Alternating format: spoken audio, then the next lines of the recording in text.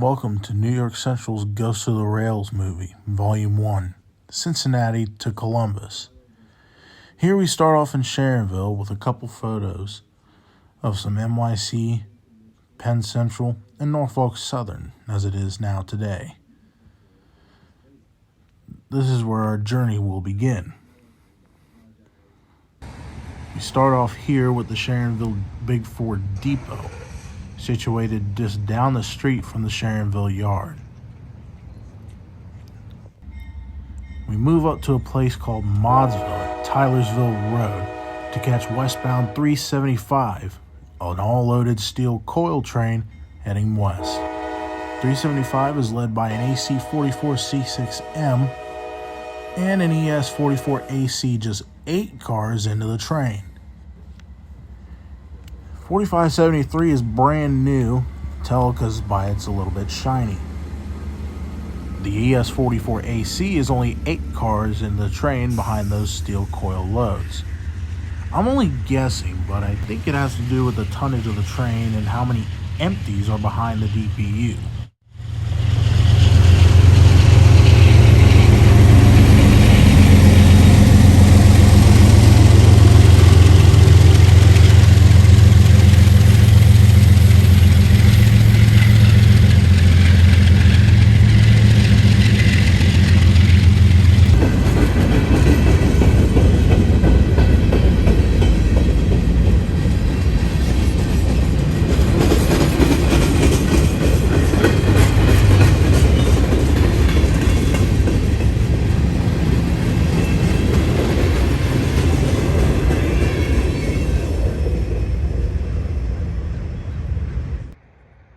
Looking west down the line towards Sharonville, over here in this parking lot off to the left, is where the Modsville Depot once stood. Here it is standing on the same side, but this time looking east towards Middletown, Dayton, Springfield, and eventually Columbus. The area now is a rent-a-center and a State Farm agency under a giant billboard. This is an old photo of what the Modsville Depot used to look like.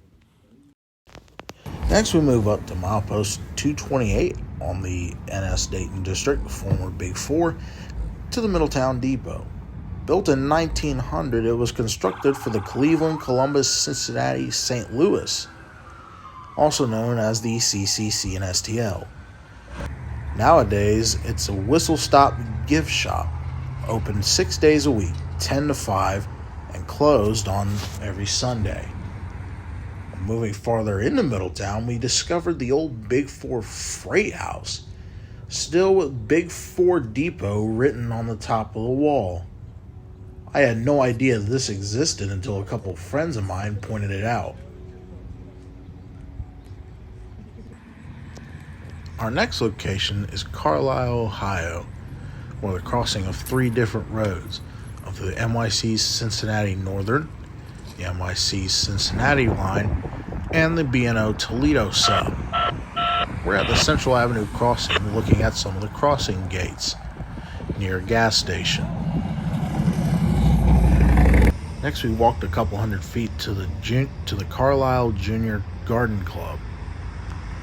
This was constructed to honor and commemorate all those who fought and lost their lives in World War II for the freedom of this country. There's also a plaque that tells you about a little bit of the history of the Carlisle Station Depot that once stood here. I believe they moved it a couple miles back. I never found it. On whatever is remaining of the ex-Cincinnati Northern is CSX's maintenance of way equipment, starting a new project here soon, but with nobody around. The lead 2 maintenance of way pieces caught my attention as they were painted in the digital camo to honor those veterans that fought in those World War IIs and the ones that are currently fighting over in wars overseas today. Pretty cool. Never seen one of those before. About 50 feet or so is the former junction of the ex-Cincinnati Northern and the B&O, currently now North End Carlisle siding. Over on the CSX, the milepost sign tells you how far the distance is from the next terminal. Going north is a sign with a T and the letters 158, telling us you're 158 miles from Toledo. On the other side, going south, is a C44, meaning you're 44 miles from the terminal of Queensgate Yard in Cincinnati going south. Standing on this side, this is where the tower guarding this interlocking would have stood, opposite to the tracks and opposite to the side of where I'm standing. Here are some old photos of what some of the towers looked like back then. I believe this one was down over on the NS where it crossed the Cincinnati Northern. Even a rare photo of the tower itself of where we just were. Looking south on the CSX at the north end of Carlisle siding, we see a high green signal calling for CSX M351, daily Chicago, Illinois to Cincinnati, Ohio manifest heading south. On this day, being led by one of CSX's new special units, the CSX 4568, painted to honor the 50th anniversary of the Operation Lifesavers program. It was pretty cool to see this thing leading, as this thing was only about a week or 2 old and had just come out of Chicago after an event, and they put it to lead M351.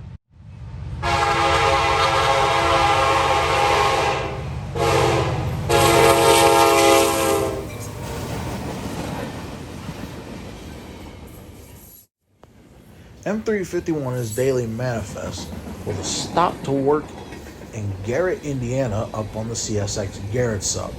He turns south at Industrial onto the Toledo sub, usually changes cruise in Lima, and then heads on to Cincinnati.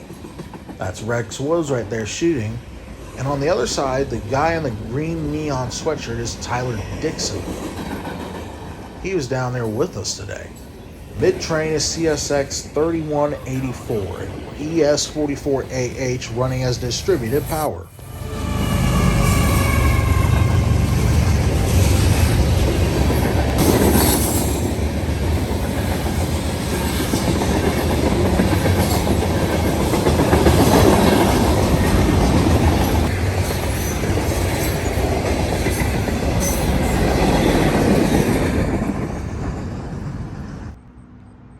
Next, we find another old depot on the ex-Cincinnati Northern, about a mile or 2 south of where the Dayton district is.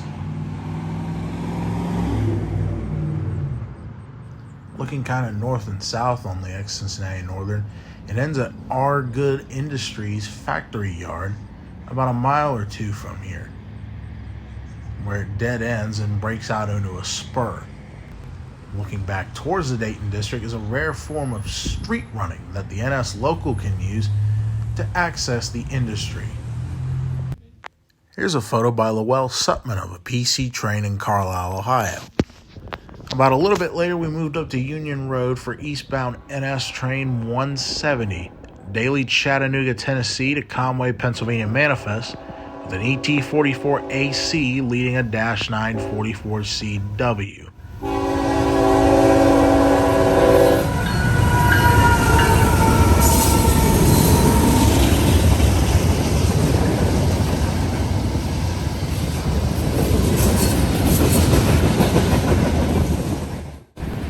.170 has quite a bit of work stops on its way to Conway. It usually stops in Danville, Kentucky to sometimes pick up cars. Then we'll stop in Guest Street to get a new crew, also pick up some cars there. Also stop in Sharonville to pick up and swap out. And on an as-needed basis, he'll do the same thing in Middletown and Moraine, then the same thing in Watkins and Columbus, and then in Mansfield, Ohio as well, and sometimes Canton, Ohio. A lot of work stops for this train.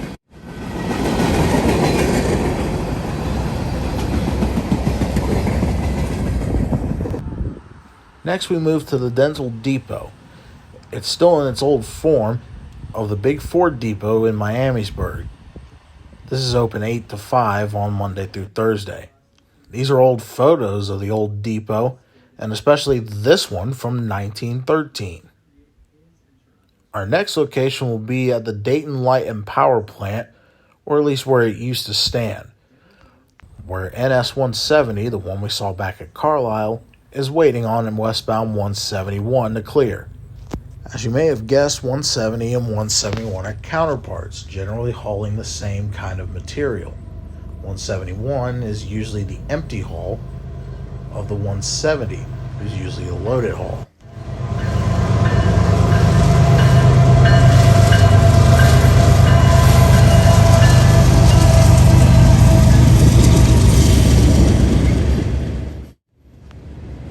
Is of decent size today. In a little bit, he'll be passing the old Moraine yard where the GM plant once stood. After the GM plant closed, the Dayton district saw a real decrease in traffic. 171, noticed, is carrying trash containers, although most people will think it's just intermodal.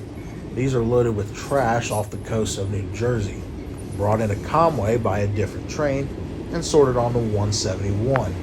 Takes it down to Chattanooga to be properly disposed of.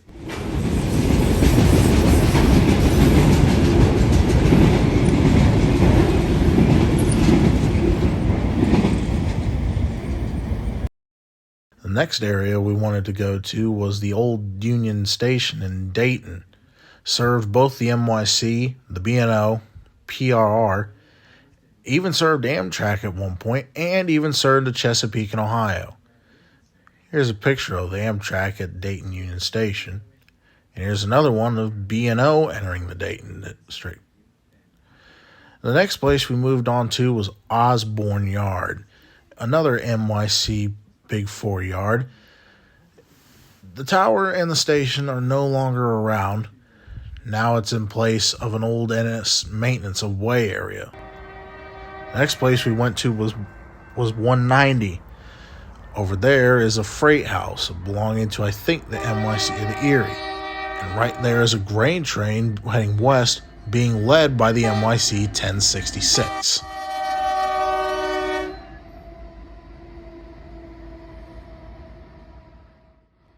The gravel area off to the right, where Tyler Dixon shot this train, is the Old Erie right-of-way, which paralleled the NYC all the way into Dayton.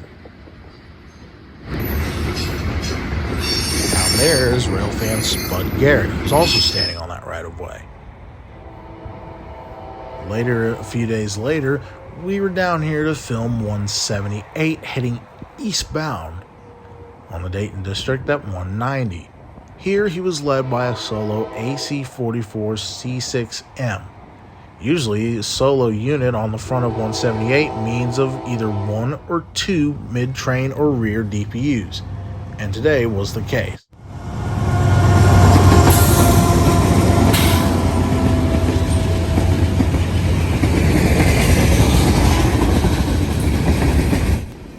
.178 is General Manifest out of Irondale, Alabama to Belleville, Ohio, with work stops along in Danville, Georgetown, Kentucky, Sharonville, Ohio, and Middletown, Ohio. You may also notice that this train carries a lot of steel. Midpoint in the train was an NS SD70 ACE and a -9 44CW. These guys were kind of towards the end of the train, but still count as mid-train DPUs.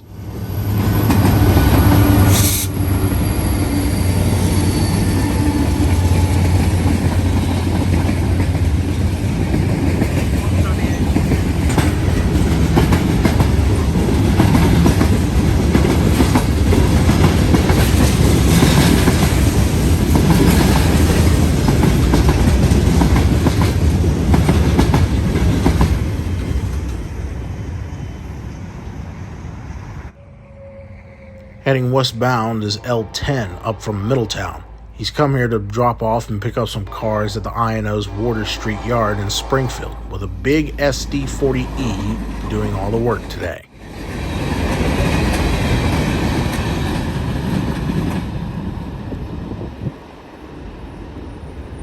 The next spot on the Dayton District is the other side of the Enid Passing siding, CP188, formerly known as Cold Springs and still referred to Cold Springs by rail fans today.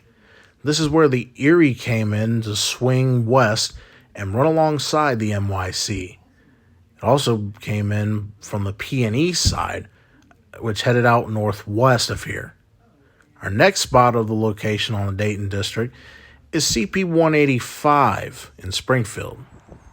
On a sunny day, we find an approach diverging, yellow over green at 185. Signaling to the westbound, move past the signal at medium speed, and then approach the next signal not exceeding medium speed. If your train is going faster than medium speed, begin reduction once you get up to the signal. It's for westbound 179, led by two big Union Pacific GEs.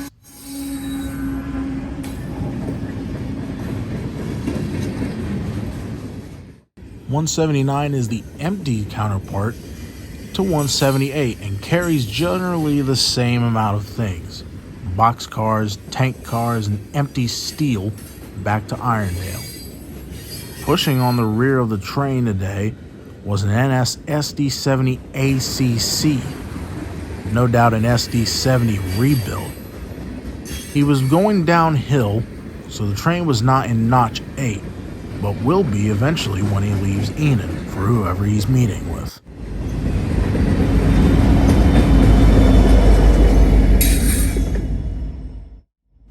.185, although it may not look like it, was where the P&E branched out and head west, and eventually up to Cold Springs. That signal up there is original Big Four era, about 5 years before the NYC took over. Tyler Dixon was down here when he caught NS 1066 leading loaded grain train 40Z past those signals.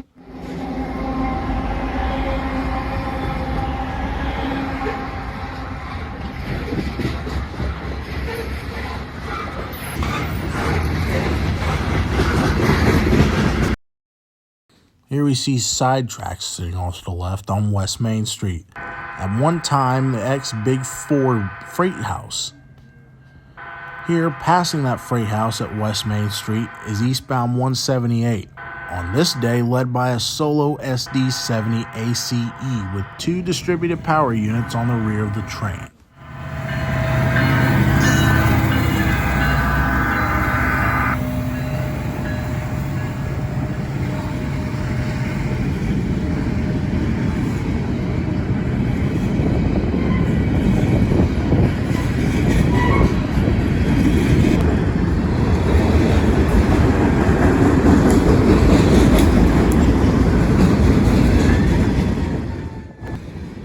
On the bottom of the train was an NS ES44DC and an NS ES44AC. under remote control from the head-end locomotive.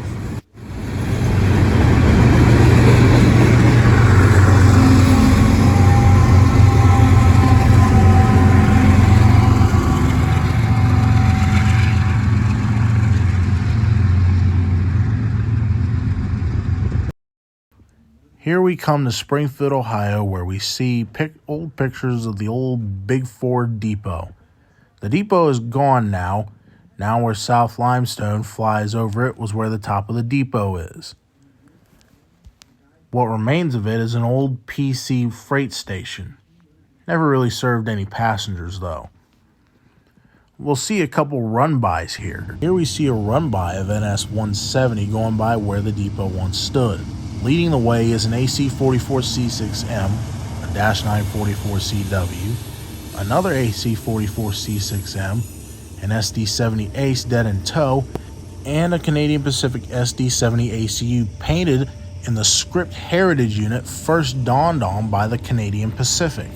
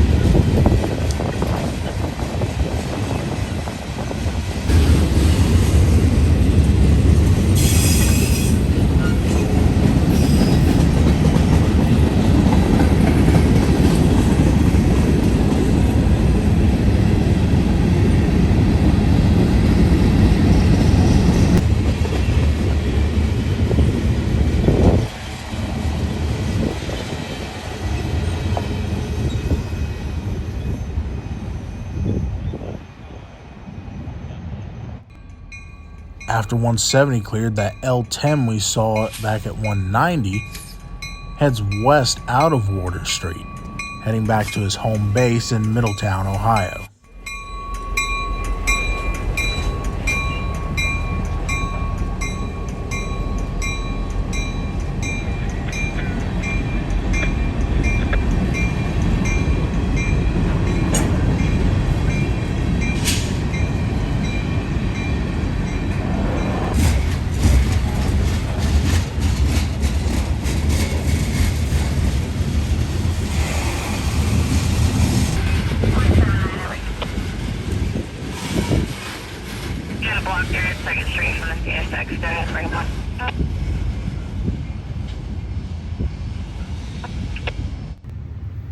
Late one night, I was down here for a mysterious eastbound. I bet it was 170, but I didn't have my radio with me, so I didn't know his ID.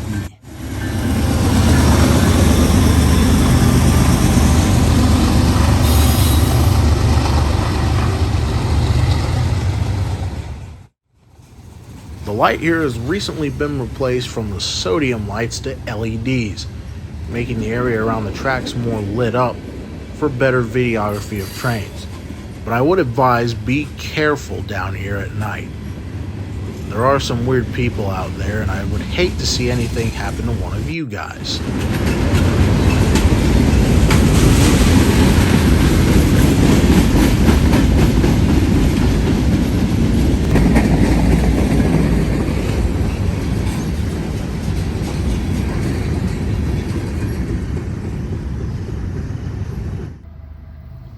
On another bright and sunny day, we see eastbound NS 170 passing by where I was a couple nights before. But this time with an even better surprise with an NS ES 44DC and one of UP's heritage units, the 1983 Western Pacific.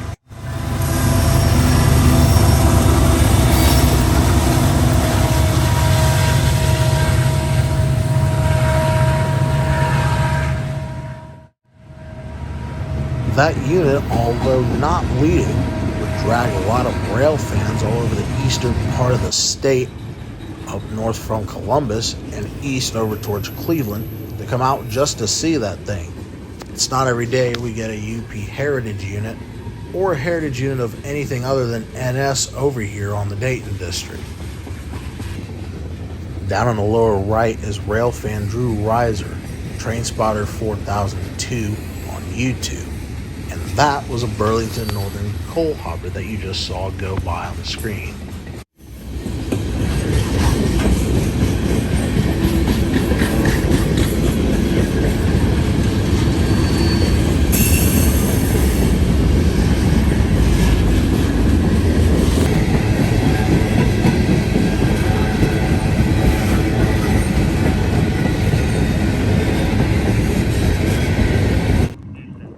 Yet on another day finds 170, this time a little bit much of a better day. In the lead is an AC-44C6M, a -944CW, and 5 RJ Corman units, all with past ties to past railroads. Even one that had ties to the DT&I and Grand Trunk, and one to the Western Pacific. I'm not sure which one it was.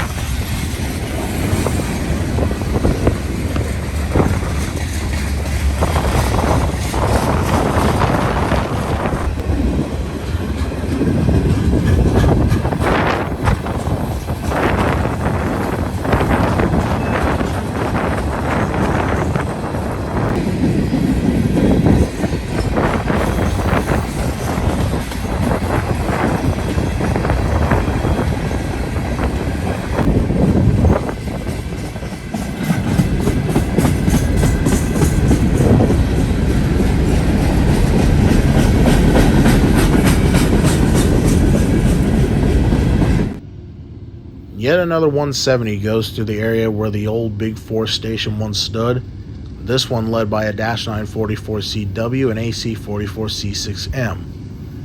Just like the 170 from about a week ago, this one this time has 3 RJ Corman units dead in tow. I think NS was helping doing a service check on these guys.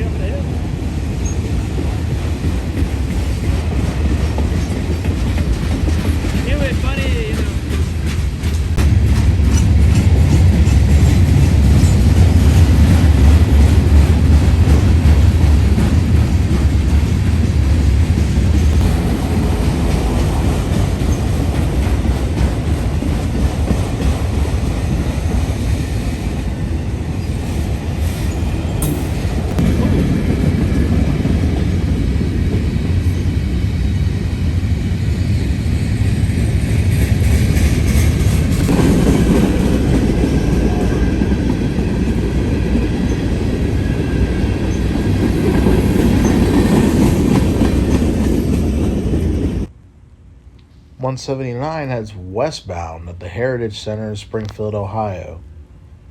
On the other side of me is the Clark County Library over there on the other side of the tracks.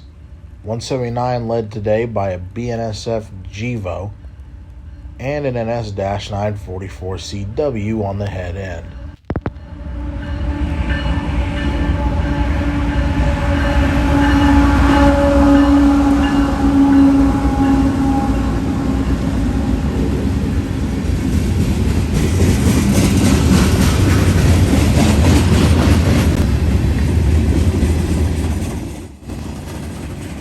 .179 is one of those weird trains on the Dayton District where you don't know what he's going to have from one day to the next. It can either be car-wise or power-wise or length-wise. as today we were not expecting to see a BNSF leader.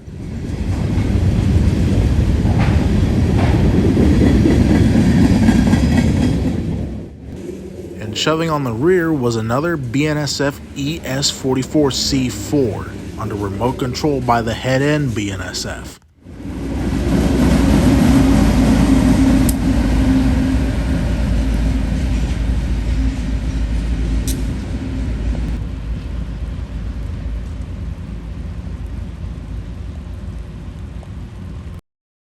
Here's a photo of what Linden Avenue used to look like back in 1968. We move over there to catch NS 171 heading westbound. That's Drew Reiser in front of us, goes by TrainSpotter 4002 on YouTube. Spud Garrett was also with us, but he was back behind us.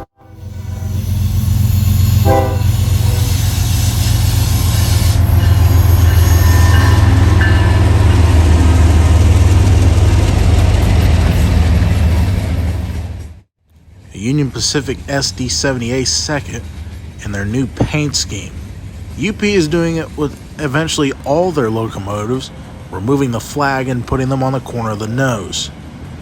I'm not really sure what rail fans think about it. I've heard there have been mixed reviews and thoughts on it. But it's a little cool to see it anyway. Can't be real choosy out here anymore.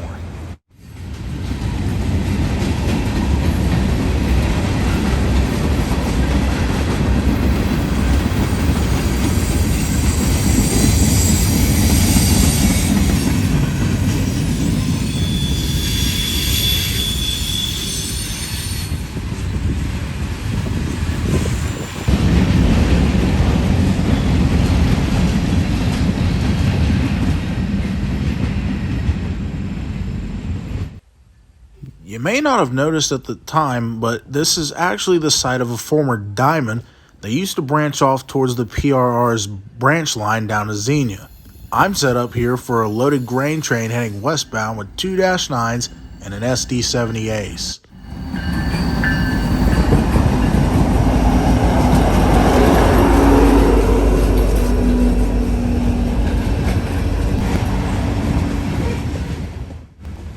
The track that begins to branch off leads down to I&O's Water Street Yard. This is the signal that guards it. It replaced a dwarf signal. Grain trains are more common around this area around later in the year, around October, November, December, and a little bit of January too. I think they go as far into February, but I'm not exactly sure.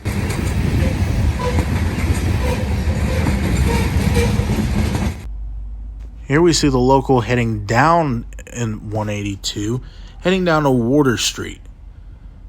Led by 6315, he's got a single covered hopper he will drop off to the I&O, and he'll pick up about 8 more once he gets down there.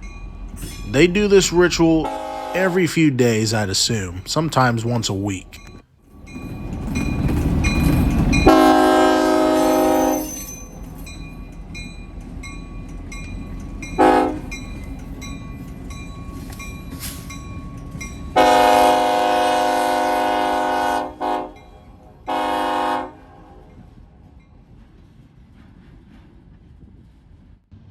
For this shot of 170, I decided to walk a little bit past Linden Avenue up to the NS's East Leg Y. This is also a track that reverses and goes down toward Water Street. 170 is crossing Linden Avenue. In the background, you can see the Courtyard Marriott in one of the old abandoned buildings, and one of the village's retirement homes, and the NYC Freight House, as the -9 and an AC-44C6M lead the charge east.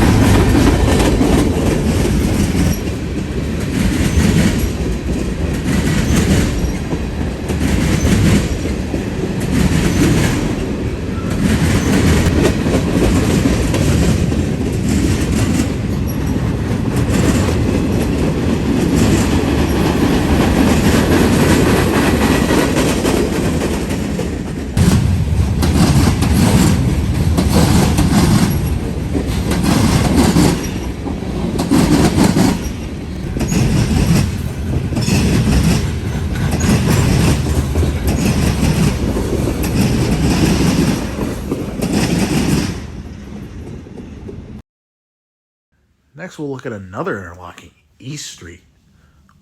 Off to the right, over there, you can see DT&I's interchange yard with NYC. You can see it on the left side of this photo, too. And still in the left photo as well, though at a different angle. This is what it looks like nowadays. The tower is gone, the yard is gone. Very little of it remains. But somewhere back in there, off to the right, remains the old DT&I freight house. This is the East Street crossing. The tower would stand, I believe, either on the side of me or across the tracks. Right there is I&O's industry lead down to Tri-State Forest Products. They get a couple cars a few times a week, sometimes maybe even twice a day. We see 178 heading east by that area. And of note is the two Grand Trunk auto racks behind the locomotive, right in the front of the train. This is a very nice catch.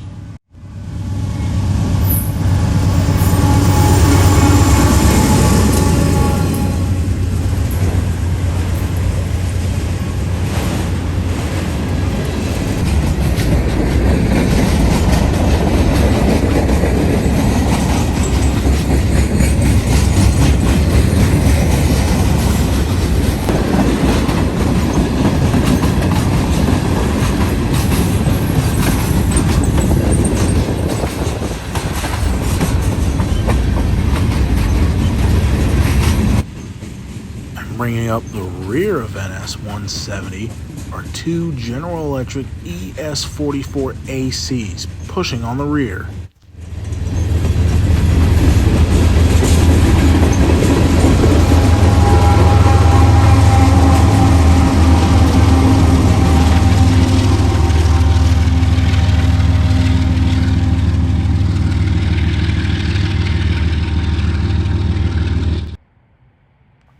Another day at East Street finds a weird indication, two reds over a green, which indicates slow clear, slow speed through turnouts, sidings, or switches, then proceed at maximum authorized speed.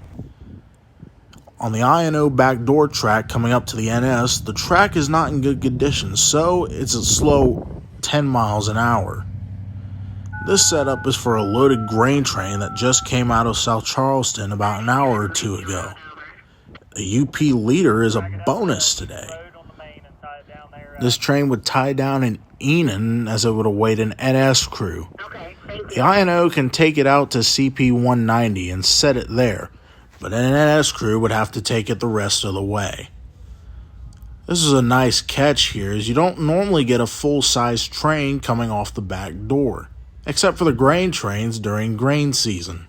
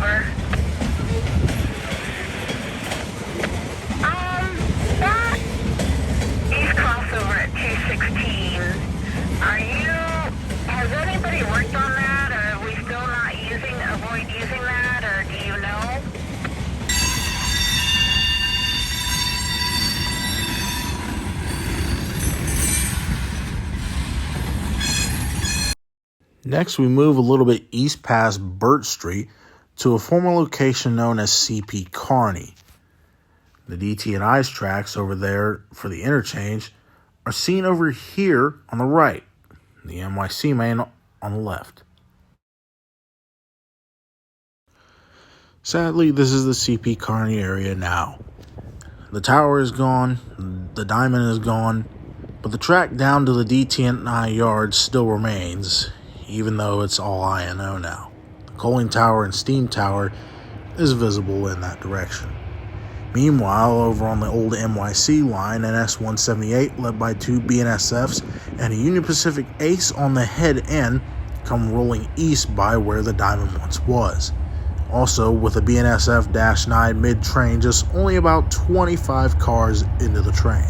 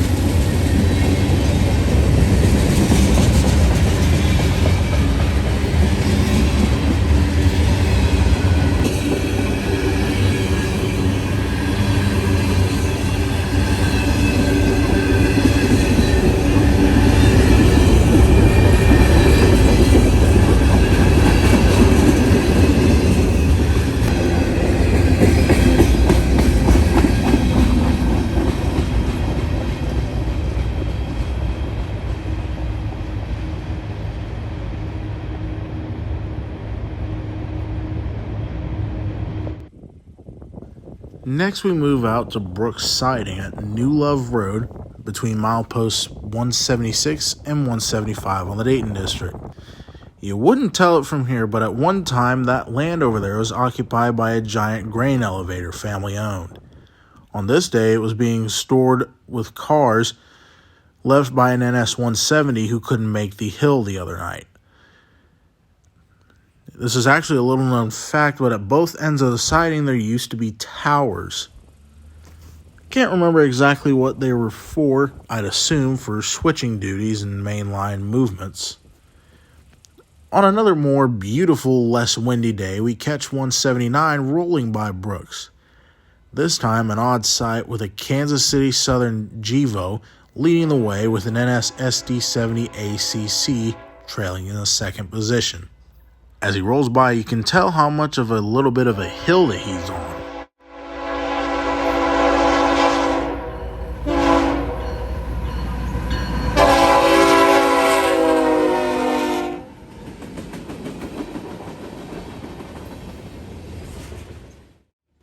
A leader other than a Norfolk Southern on the Dayton District, preferably a Kansas City Southern, is a nice attraction to rail fans down here. It's also a bonus that he has a BNSF SD70 ACE pushing on the rear of the train. Not a bad day out here today.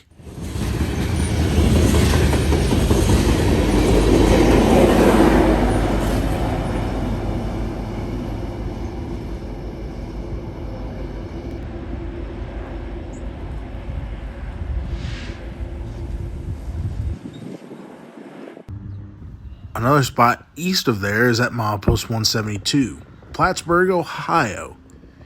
It's not really a town, it's more like a little bit of a village, but at one time, during the NYC and Big Four days, it was a passenger stop.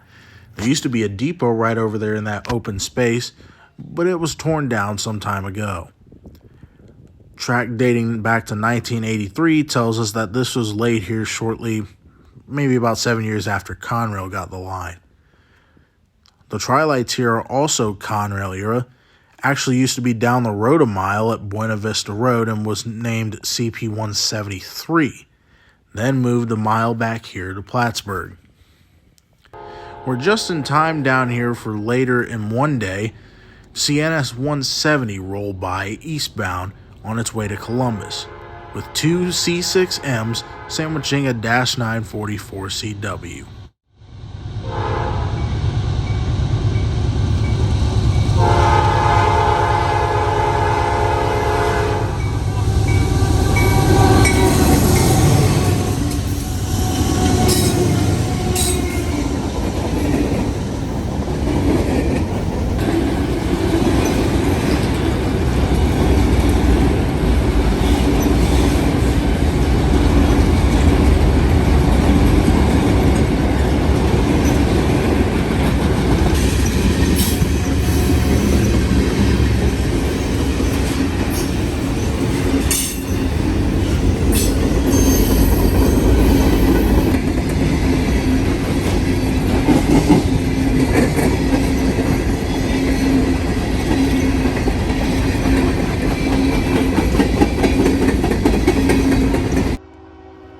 NS 171 heads west by the Tri-Lights at Plattsburgh.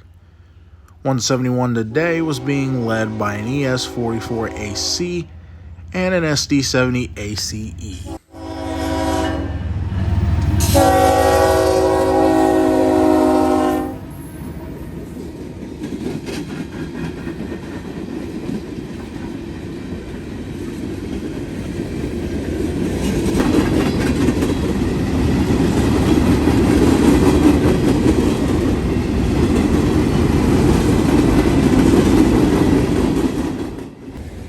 Of note of 171 on this day was all the N&W covered hoppers he was carrying.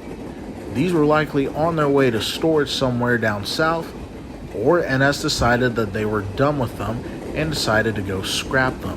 I never figured out if that's actually what they did.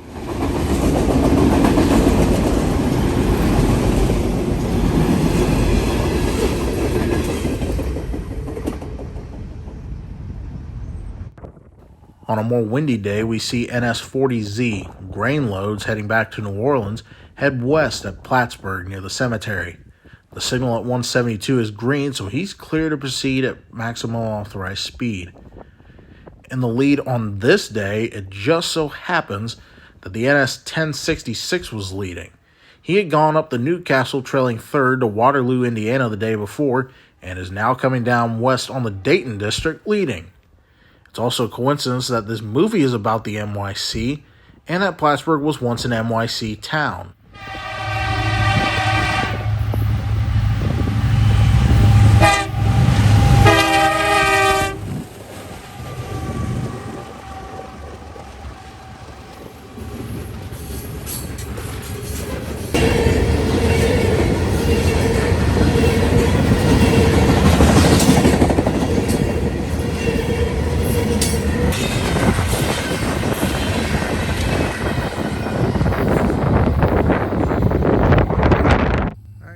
Another little known spot east on the Dayton district is K-Switch at milepost 169.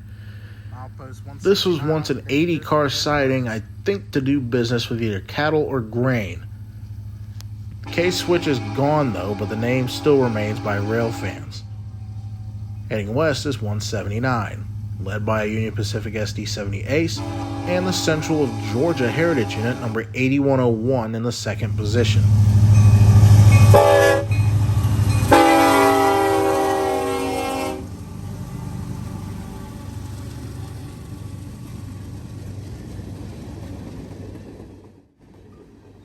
Midpoint in the train was another Union Pacific, this one a GE, an AC-45 CCTE, doing as hard as it can up the hill into Plattsburgh.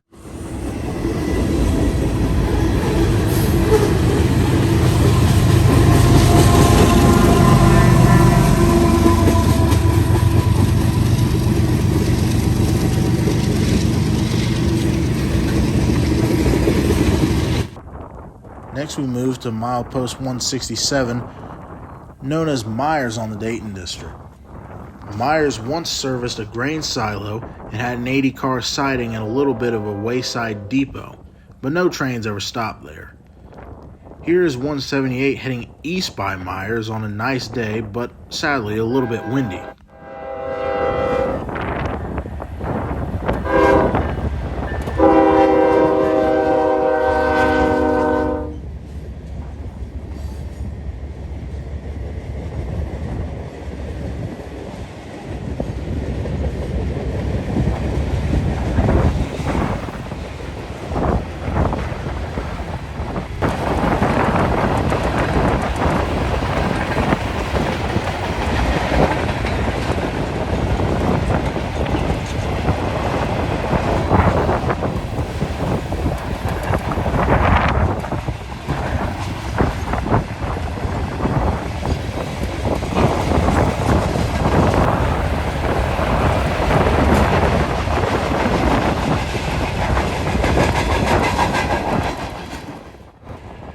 Bringing up the rear of 178 is a lone AC44C6M.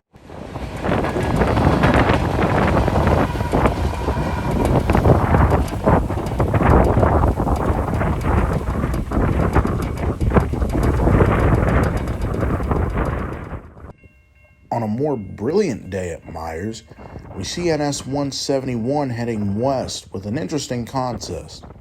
An NS ES 44DC leading, an SD 40-2 second, and a Union Pacific GEVO in the new flagless paint scheme third.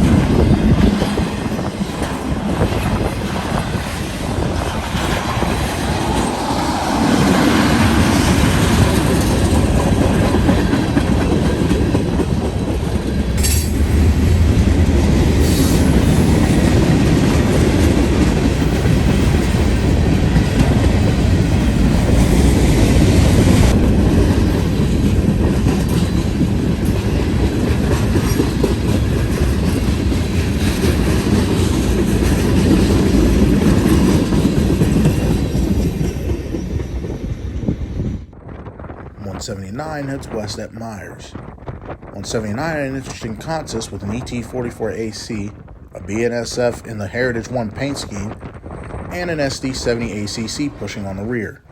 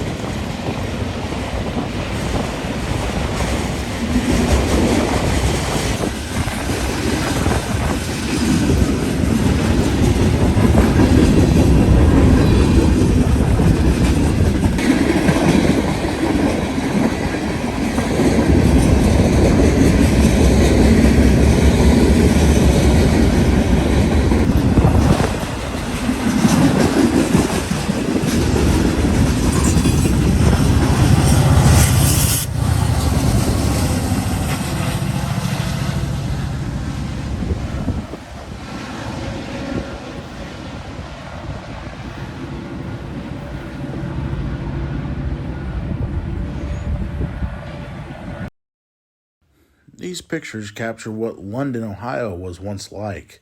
A nice little town on the NYC and PRR. This is a look at the diamond, the tower, and the interlocking. Here's a view of the Pennsylvania station. It's still here, actually. Here, this is a view looking west on what the line looks like now. The old Conrail tri-lights are still here. The PRR are now dead lines at the soap factory about maybe 500 feet down the line. Looking west, you can see where the interlocking tower and the diamond once crossed. I'm standing right on the old NYC right-of-way where it crossed the PRR in between those signals. The Pennsylvania station is visible over to the left. You can see where the main line was double-tracked, but the second main was ripped out right after Conrail got it. This is the view of the old NYC, now a bike trail on towards Lily Chapel, Georgiesville, and eventually Columbus. Down the street at Maple Street, where the old crossing was, is an old NYC crossing box. A little bit farther down, remnants of an old NYC siding are still here. Up here, this mound next to the red building would have hinted that maybe the NYC served this.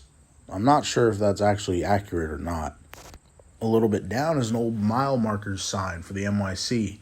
Going east, it's 163 miles to Cleveland. But on the other side, the milepost says this exact same thing. 163 miles to Cleveland. Now, usually it would be in the other side that it would be to Cincinnati, and it would be a lot farther.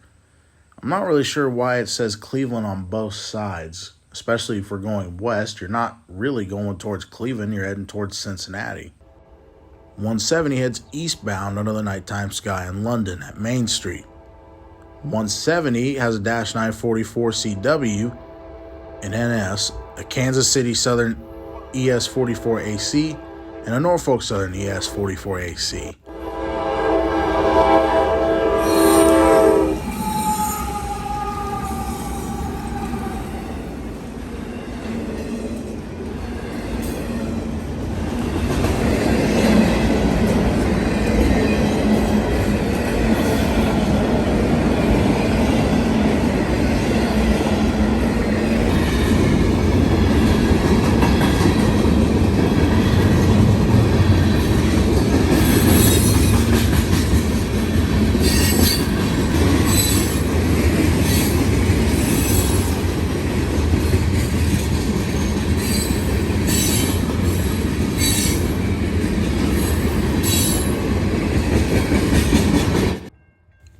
171 heads west at High Street near Oak Run in London, Ohio.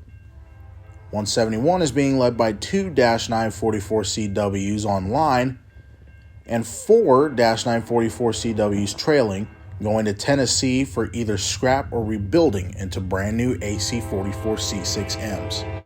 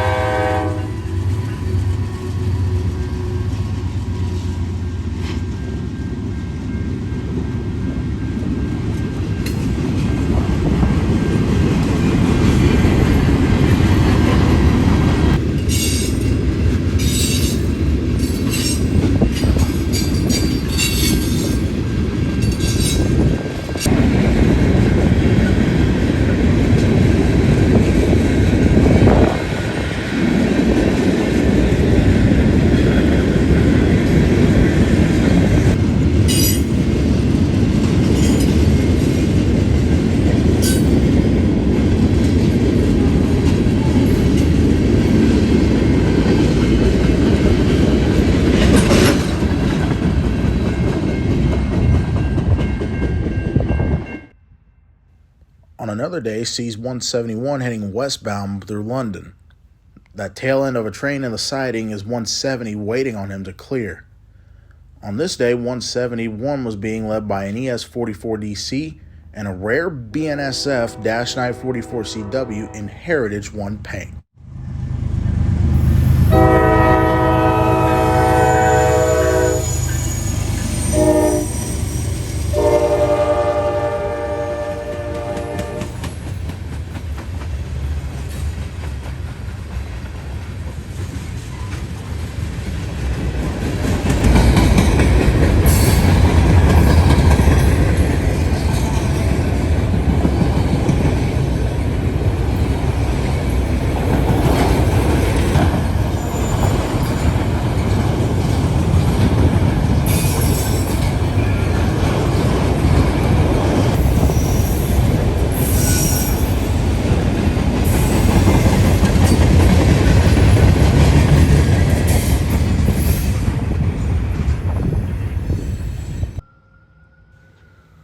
Now we get a look at nighttime here again at Main Street in London. This has become one of my most popular photo places and one of my favorites. The green signal at 162 down there is for NS 170, eastbound manifests out of Chattanooga, Tennessee to Conway, Pennsylvania. Interesting lash up of an NS AC-44 C6M, a UP AC-45 CCTE, an NS SD60E dead in tow, and the NS 1074 also dead in tow.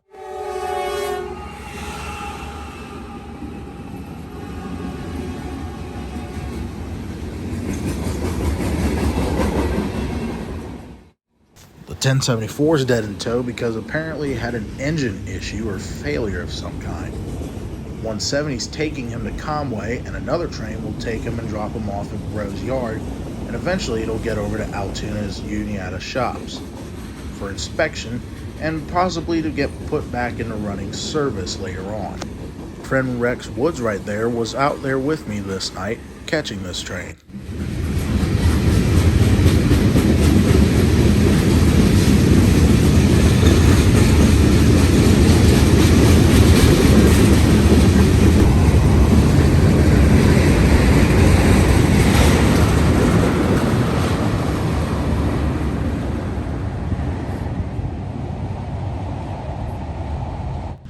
179 gets going west at 162.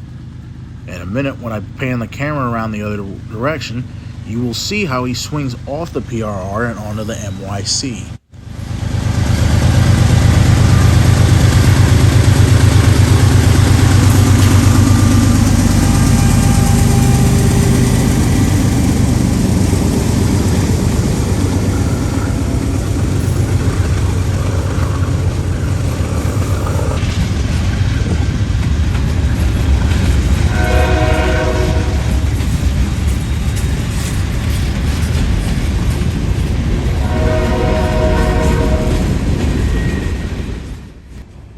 .179 carries miscellaneous freight heading for Irondale, Alabama, with some work in Middletown, Ohio. Some of these steel coils will be dropped off in Middletown, as well as some tank cars. Mid-train was an NSAC 44C6M burned on one side and sounded like one of the engines was stuck in a weird position, which made him sound really weird.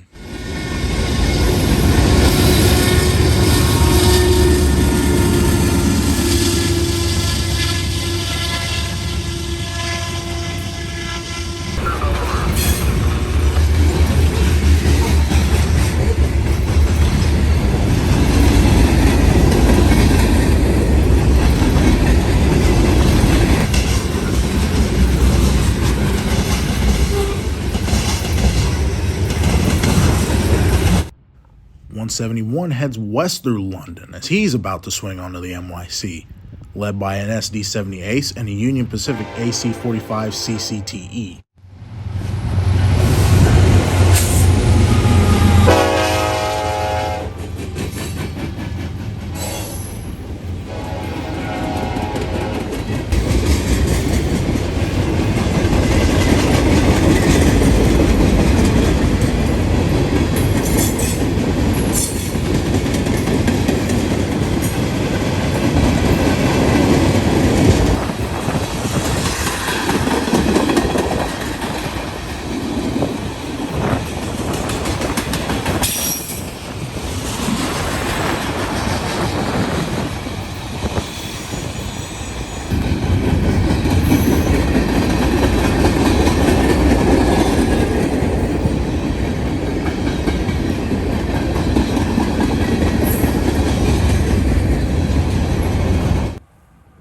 Another bright day, and another .171, this time being led by an ES-44AC and a Union Pacific AC-44CW, I believe ex-Southern Pacific.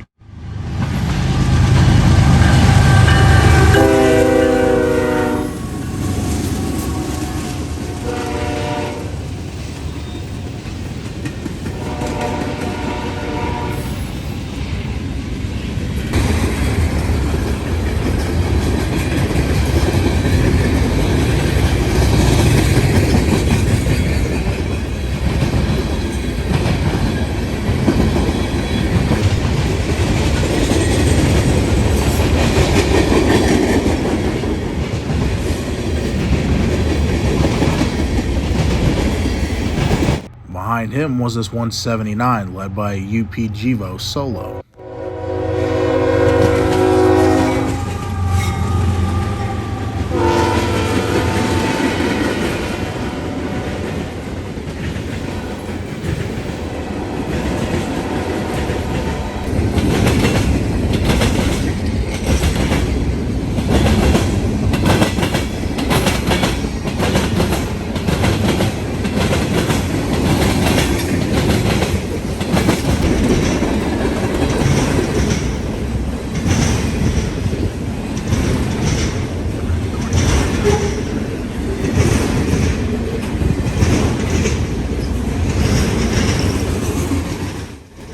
Bringing up the rear of .179 is another Union Pacific AC-45 CCTE, shoving as hard as he can to get this train up the hill.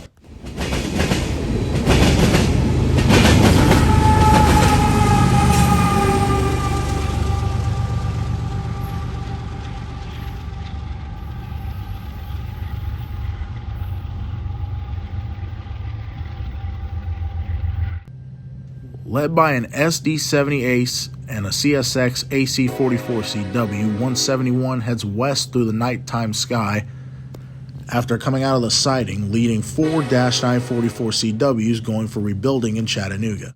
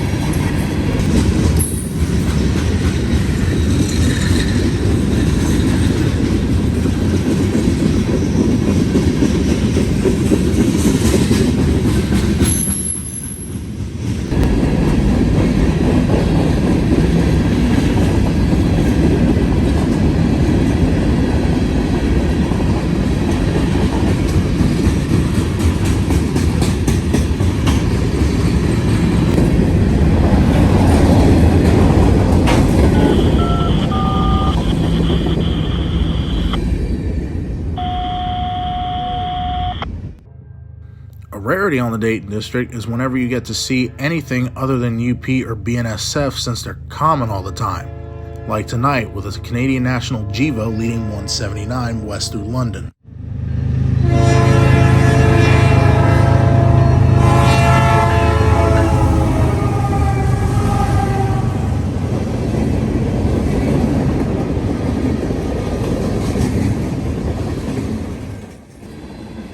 Casey's drive-thru and carryout has LED lights so we can view the train. It's a little dangerous because it's a little bit close to the tracks, but we did make sure to keep our distance.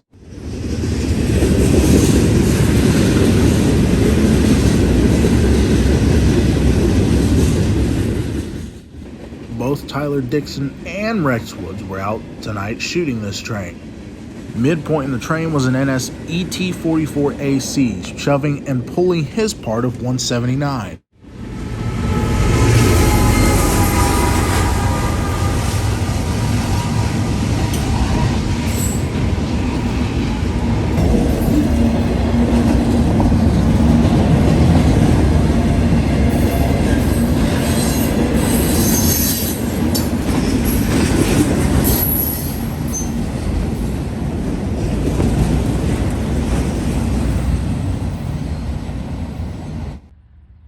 .179 is seen here heading west through London. The leader on this train had a crazy horn that sounded like one of the chimes wasn't working.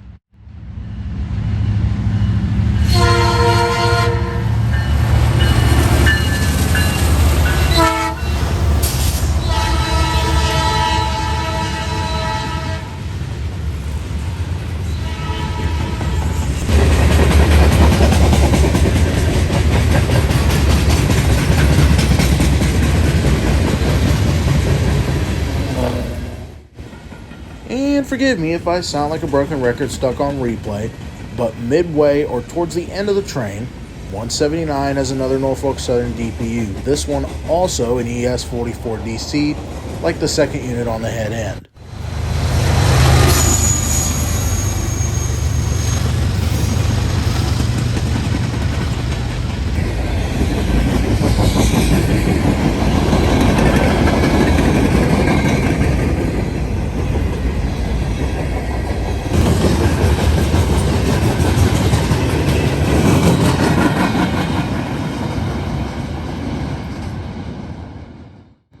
The last train we will see on the NS and existing portion of the Dayton District is 171, with an interesting lash-up of an AC44C6M, an ES44DC, an SD40, a GP60, and a -944CW.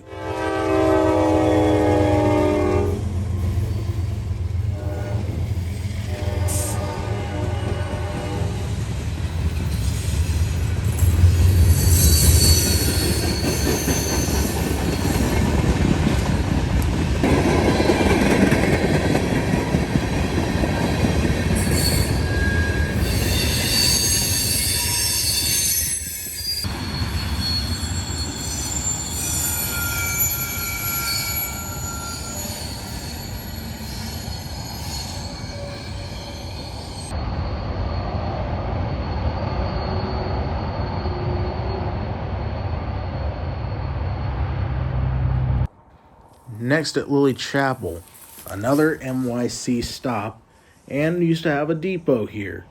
This was part of the line that ran through Springfield, Dayton, and eventually into Cincinnati. The little switcher rests quietly. Looks like it hasn't been used for some time. Lily Chapel is now just used for storing grain cars and whatever decides to come down here. The line is ran on by Camp Chase. Looking off to the west, it gives us a reminder that we are really in the ghost of the rails. To think of all the stuff that's passed through here in those heydays. It's a sad reminder to document what you can. Another spot on the line was Georgesville. A few little bit away from Lily Chapel. They also had a depot and a couple barns here. This is looking east towards Columbus on that line. The next spot is Miami Crossing, where the NYC crossed the PRR on its way up to Columbus, Lewis Center, and onward towards Galleon. This is the view that it looks like today. The line is now owned by Camp Chase. The diamond was removed. The double track was removed. The tower is long gone. Remnants of it still remain. That switch there is where Camp Chase comes onto the Norfolk Southern to go down the Watkins Yard. It really is a sad, sad thing that most of everything east of London is undocumented. We were able to do this, so we hope we brought a little bit of insight to everybody. And now here's some bonus footage of most of the rest of the line. Another spot on the old NYC line from Cleveland to Columbus to Cincinnati is Worthington, Ohio, where we see a B&O caboose on display. The trucks down here are original, I believe made in 1940-something, so nearly 100 years old. The Dayton District and the Burt Line are actually, if you think about it, the same line. NYC used the Burt Line, as it's called nowadays, to go up towards Columbus and to get to Cincinnati. An old Lewis Center signal station sits over on the side, not in use, but over on display. The Burt Line runs up to the NS Sandusky line for a couple miles, and then they split off. Here, while we're there, we caught 170 heading north with an AC 44C6M, 2-9s, and an SD 40-2.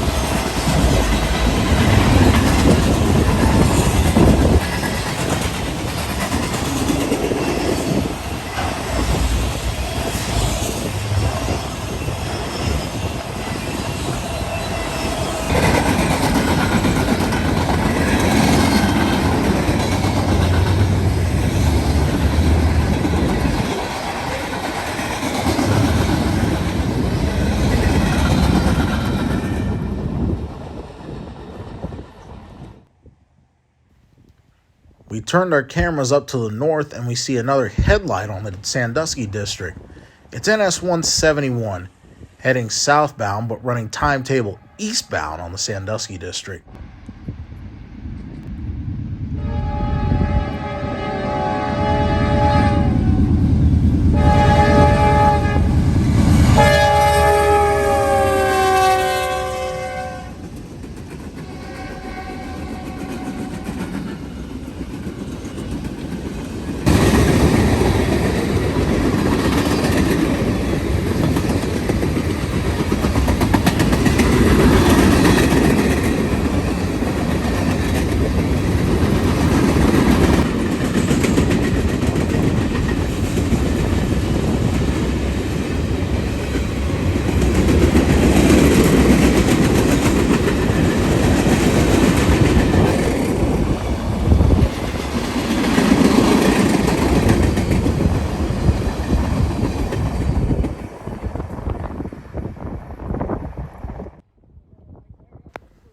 Another spot a little bit north of Lewis Center is Delaware.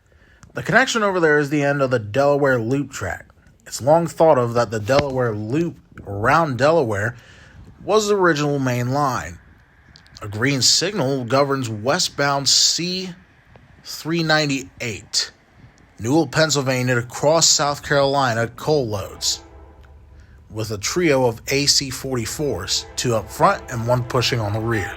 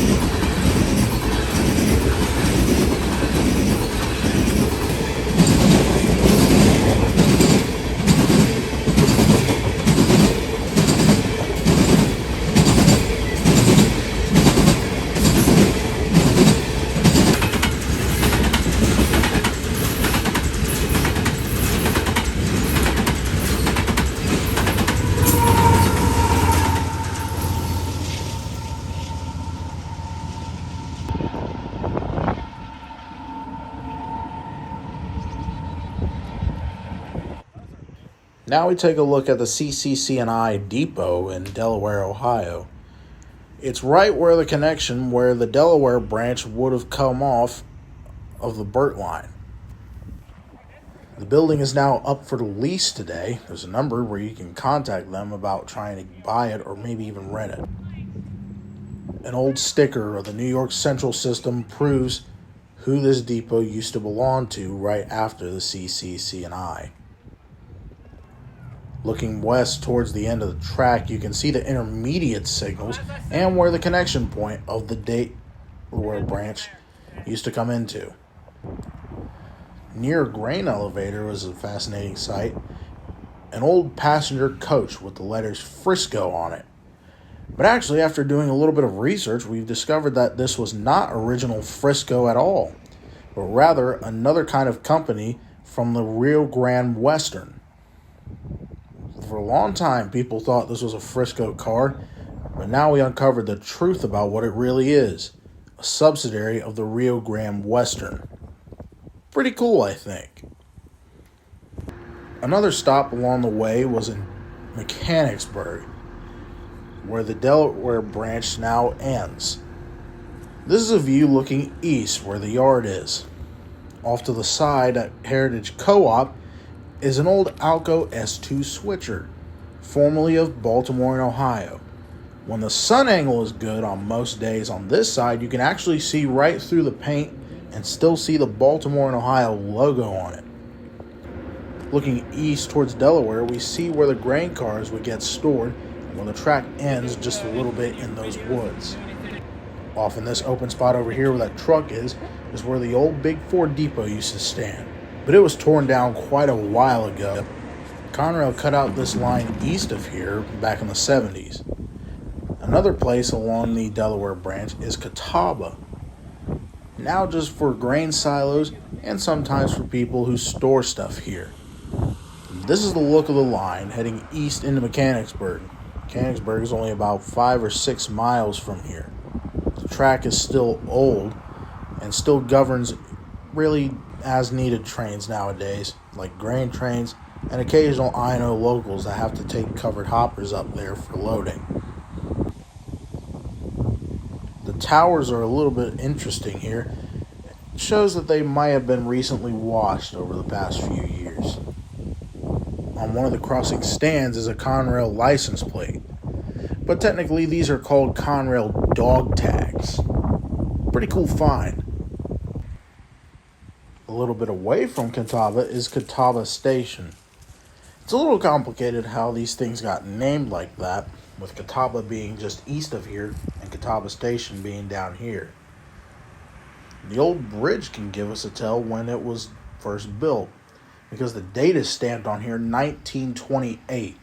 NYC took over the line in 1930, making this a old original Big Ford bridge. Remnants of a water fueling station still here. Concrete base is here, but the tower is long gone. Another little bit messed is west is Moorfield. Here's a view off the old Delaware branch into the Springfield Reservoir. Nice little view, especially on an autumn evening like this. We were trying to figure out to see what date the bridge was built in. And down here it even gives us a building by the King Bridge Cleveland Company in 1911, making this way before NYC. Okay guys, we are now at Lagonda, where the NYC Big Four Delaware branch would have crossed the DT&I. I&O now owns both of these lines. Track going north to south is the Delaware branch, and the track going east to west is the old DT&I. Back in the day, the Big Four would have had a depot here.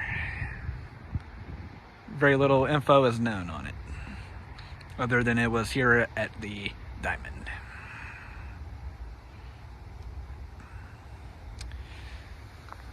The Delaware branch here goes up to Mechanicsburg, where it dead ends at a bumper. No longer goes up to Delaware, Ohio anymore. That was cut back in the 70s by Conrail. And the DT&I is mostly intact, other than the portion between Washington Courthouse, Ohio and Ironton, Ohio. That portion is no longer there. But everything all the way up to Detroit still is, serviced by the Indiana, Ohio Railway. You can see here at Lagonda, a lot of the old signals are still here. There's the tilt target signal. Down that way is one of DT&I's old semaphore signals. And on down that way, you might be able to see it, is where the other DT&I semaphore signal is. Both of those signals are no longer connected. They have been disconnected longer than I've been alive, if that says anything. Okay guys, we are now at what would have been the main part of the Columbus Avenue yard. Here right along the side of Columbus Avenue, what gave the yard its name. Right here in this open space is where the turntable would have been. It was built by the Big Four and operated by them and the New York Central. I do not know when they tore it down. Not very much left. Possibly stuff buried under the ground, I'm not exactly sure. Can't really go beyond this point because it is private property. Just beyond that tree line is where the Delaware branch is. The yard was on the Delaware branch, which is kind of weird to me. They would have a yard the size this yard was on a branch line. Okay guys, I am now at the south end of what would have been the Columbus Avenue yard here in Springfield. I am standing on the old Sandusky main that branched off here and went up towards Sandusky. Here you can see one of the last remaining Big Four signal bridges on this line. This is the only one I know of. And over here to the right of it is the old Delaware branch. This portion is still used by the Indiana and Ohio Railway to do interchanges with NS and to store some of the cars for the locals here in Springfield. I&O calls it the Water Street Yard because it's right here at Water Street. But originally, as I said, it would have been called the Columbus Avenue Yard in the Big Four and the New York Central days. I guess we'll get a little bit closer look at the old signal bridge here.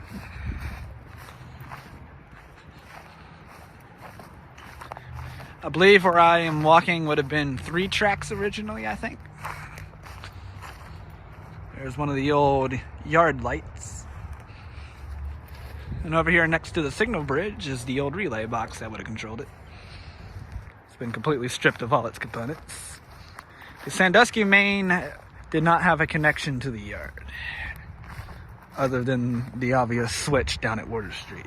That is no longer there. Here's another look at the actual signal heads on the signal bridge. Definitely Big Four era.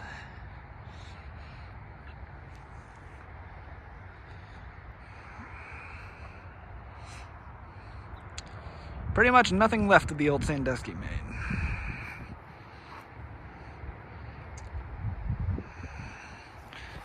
As busy as this line probably was back in the day, I'm honestly surprised they ripped it up.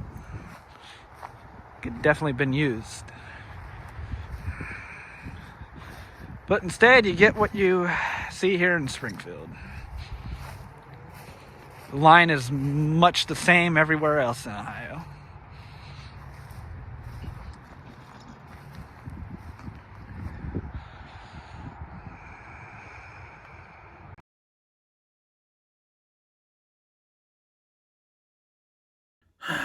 Well, guys, that was it. That was the exploration of the old Dayton district of what it originally was and some of the bonus footage along the way. It's sad to see them neglect such old relics and rip stuff out because nobody really gets to know what it really was, and it's not remembered as what it was either. It's a little bit sad. It honestly made me shed some tears, especially the eastern part, east from Springfield into Columbus. It is mostly undocumented, and it seems as though nobody really cared to. I will say, when Penn Central built the Buckeye Yard in there, that's when it largely got documented. But once it got ripped out, it almost seems like everybody just said forget it and just left, and there's like almost no documentation east of it. I figured we could bring a little bit of solace to that. I hope we did. I'll put our emails down in the description and our YouTube channels down in the description too if you guys have any questions for us. Hit the like button if you like this video. Subscribe at it while you're here. And hit the bell when I post a new video, or when either me or Tyler or Rex post a new video too. And until then, I am Yance Locomotive Works 8098, and I will see you guys later.